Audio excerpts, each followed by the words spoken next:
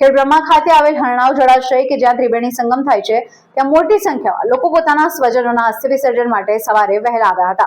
કહેવાય છે કે કાર્તિકી પૂનમના દિવસે માં ગંગા સ્વયં આ ત્રિવેણી સંગમમાં પ્રગટ થાય છે, જેને લઈને લોકો પોતાના પિતૃઓનું અસ્થિ વિસર્જન અહીં કરે છે અને પોતે પણ આ ત્રિવેણી સંગમમાં સ્નાન કરીને ધન્યતા અનુભવે છે।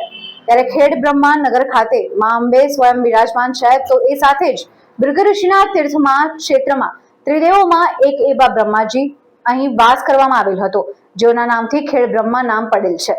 ત્યારે આસ્થાના પ્રતીક એવા ખેડબ્રહ્મા નગરમાં આવેલા ત્રિવેણી સંગમ તીર્થમાં દૂર દૂરથી આવેલ મોટી સંખ્યામાં શ્રદ્ધાળુઓ દ્વારા સ્નાન કરી પોતાના પિતૃઓનું તર્પણ કરવામાં આવ્યું હતું। તેઓના મોક્ષની કામના કરવામાં પણ આવી હતી।